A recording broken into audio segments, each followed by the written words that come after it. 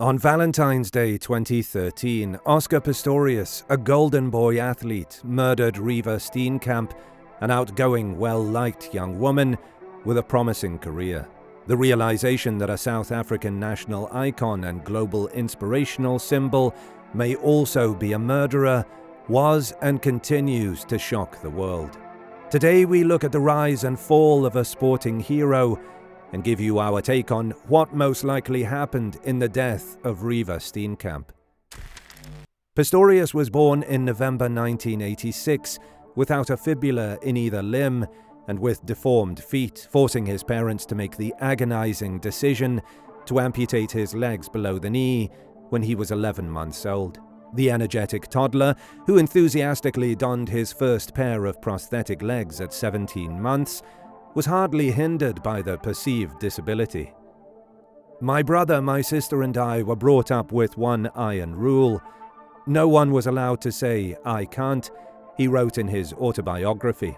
Later in life, Pistorius immersed himself in hiking, biking, wrestling, and water skiing.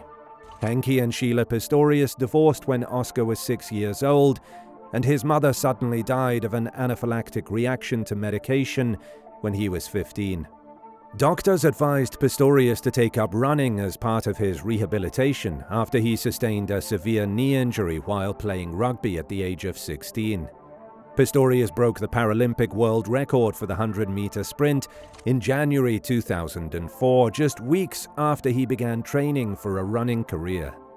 In June of 2004, he was fitted with his first set of carbon fiber flex foot cheetah blades, on which he set a world record in the 200 meters at the September Paralympics.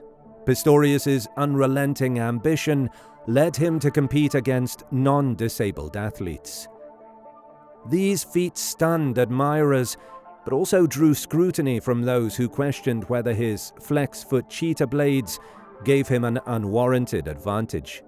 Following a series of tests, the International Association of Athletics Federations announced in January 2008 that Pistorius was benefiting from his racing prostheses and banned him from all able-bodied sanctioned events.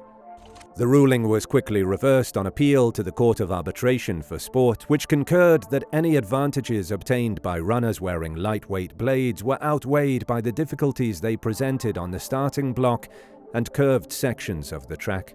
Unfortunately, this ruling came too late for Pistorius to achieve his stated objective of qualifying for South Africa's 2008 Olympic track team. Still, he made an unbelievable impact at the Paralympics later that summer, winning gold in the 100, 200 and 400-meter races.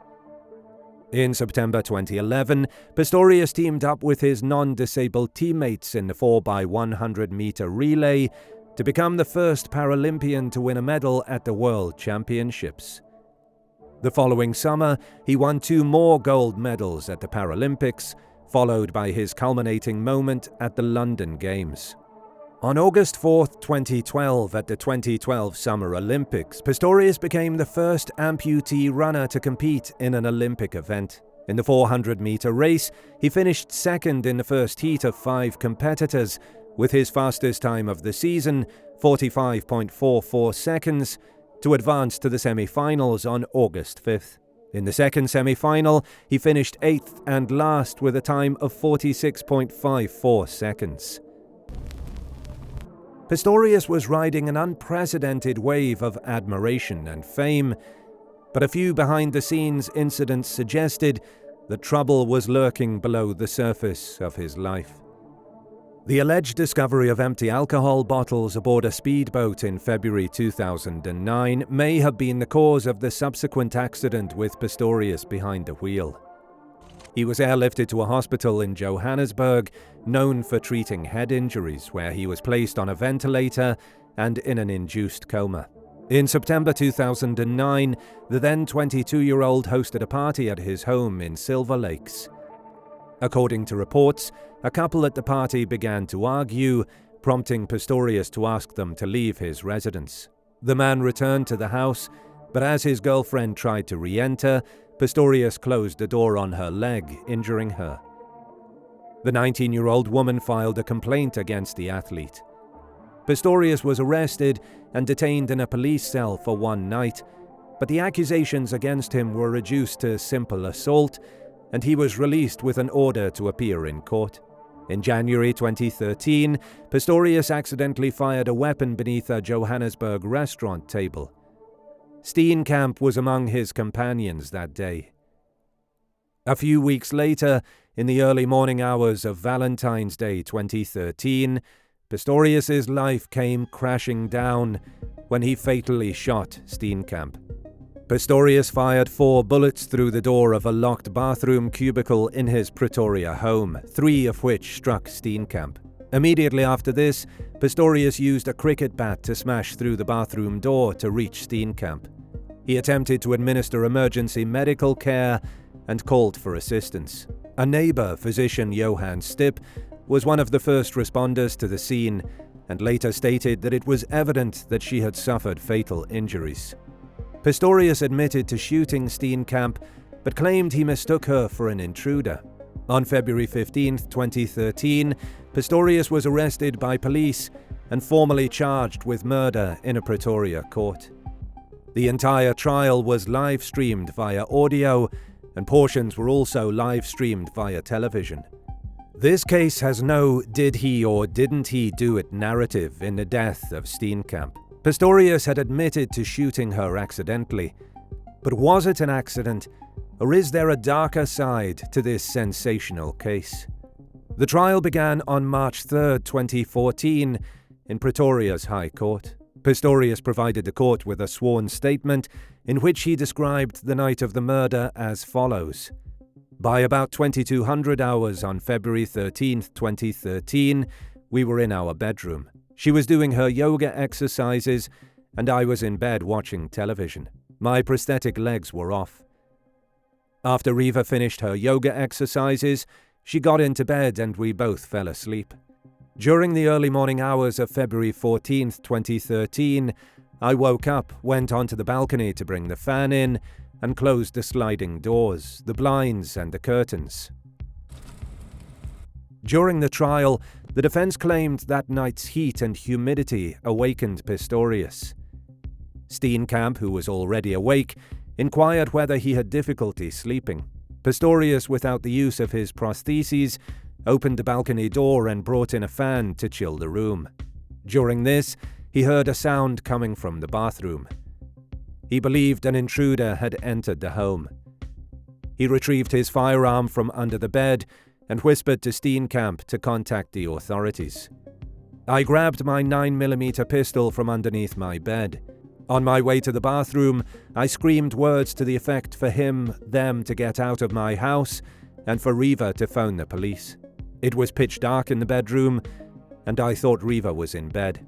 It filled me with horror and fear of an intruder or intruders being inside the toilet. I thought he or they must have entered through the unprotected window. As I did not have my prosthetic legs on and felt extremely vulnerable, I knew I had to protect Reeva and myself. I believed that when the intruder or intruders came out of the toilet, we would be in grave danger. I felt trapped as my bedroom door was locked, and I have limited mobility on my stumps. I fired shots at the toilet door and shouted to Reeva to phone the police. She did not respond, and I moved backwards out of the bathroom, keeping my eyes on the bathroom entrance. Everything was pitch dark in the bedroom, and I was still too scared to switch on a light. When I reached the bed, I realized that Reeva was not in bed. That is when it dawned on me that it could have been Reeva who was in the toilet. I returned to the bathroom calling her name. I tried to open the toilet door, but it was locked. I rushed back into the bedroom and opened the sliding door exiting onto the balcony and screamed for help. He strapped on his prosthetic legs before attempting to force the toilet door open. When that failed, he returned to his room to retrieve his cricket bat. He used the bat to smash holes in the door. One of the door panels shattered, allowing him to open the door by reaching inside. Steenkamp was discovered alive, slumped over the toilet. Sounds like a case of mistaken identity and an accidental shooting death? As with any court case, skeletons invariably come tumbling out of the closet. This case is no different. Oscar Pistorius had a lot of skeletons, which had a nation and a world doubting his version of events. What most likely happened based on his history and relationship with Steenkamp? We at Bad Things believe that Pistorius shot and killed Steenkamp in a jealous rage and used the prominence of home invasions in South Africa as an excuse. Gerry Nel, the chief prosecutor, asserted that the murder was premeditated and that Pistorius shot Steenkamp deliberately after an argument. At the trial, he said, "You fired 4 shots through the door whilst knowing that she was standing behind the door." Pathologist Gert Seeman testified during the trial that Steenkamp was shot in the head, pelvis, and arm with black Talon ammunition. He stated that these bullets were designed to cause maximum damage because they expand into a flower-like shape upon impact. The prosecution attempted to demonstrate that Pistorius and Steenkamp were heard arguing before the shooting. Michelle Berger, the state's first witness, lived 177 meters from Pistorius, but claimed to have heard Steenkamp screaming from behind the closed bathroom door. Although the defense team portrayed the relationship between Pistorius and Steenkamp as normal, it was widely known in social circles that it was anything but. Captain Moller, a cell phone analyst for the Hawks, the South African equivalent of the FBI, presented WhatsApp communications between Pistorius and Steenkamp that disclosed confidential details about the couple's relationship. Captain Moller analyzed 2 iPhones, 2 Blackberries, 2 iPads, and a MacBook Pro. The WhatsApp exchanges disclose how Pistorius's jealousy and anger frequently hampered their social life. On January 19th, less than a month before the shooting, Steenkamp wrote, "Today was one of my best friend's engagements, and I wanted to stay longer and was enjoying myself. But it's over now. You have picked on me incessantly since you got back from CT, and I understand that you are sick, but it's nasty. I was not flirting with anybody today. I feel sick that you suggested that, and that you made a scene at the table and made us leave early." She also wrote, "I'm sorry if you truly felt that I was hitting on my friend Sam's husband, and I'm sorry that you think that little of me. I'm scared of you sometimes, and how you snap at me and how you react to me. I am the girl who let go with you, even when I was scared out of my mind to." His response appears to disclose the irrational extent of his jealousy and how he expected to exert control over Steenkamp. "I was upset that you just left me after we got food to go talk to a guy, and I was standing right behind you watching you touch his arm and ignore me, and when I spoke up you just kept chatting to him when clearly I was upset." In the most telling of these exchanges, Steenkamp expresses her fear of Pistorius.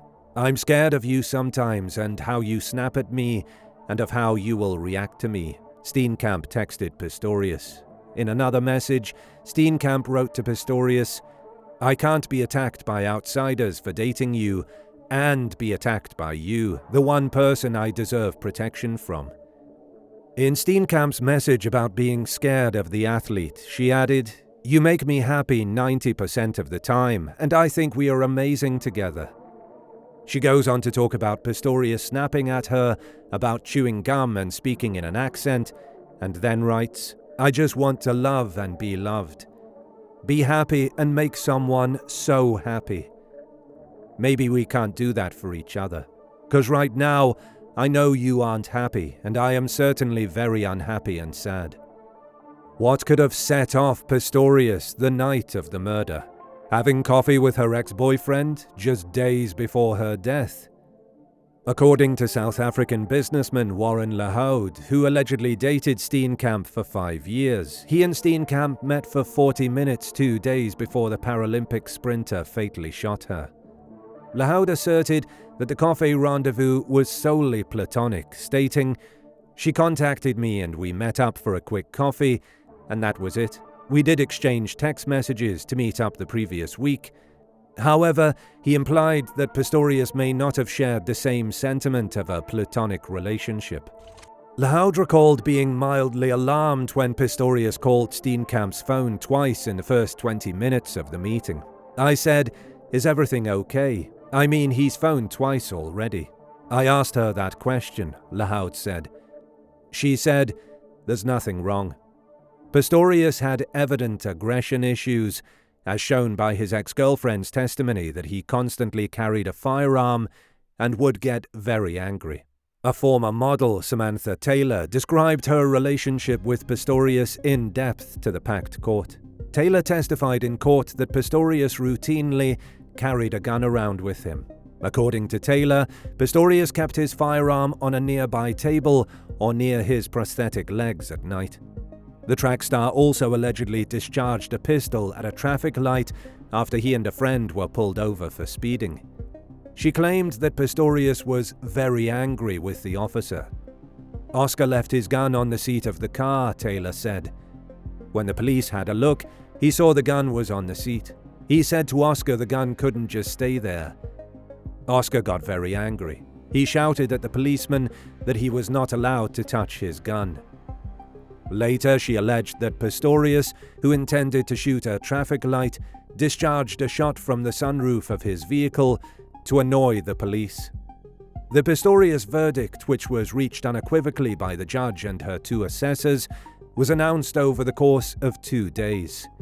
She rejected most of the state's circumstantial evidence and characterized Pistorius as a very poor witness.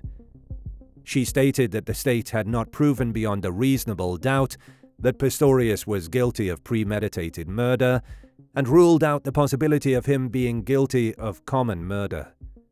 On October 21, 2014, Pistorius received a maximum prison sentence of 5 years for culpable homicide.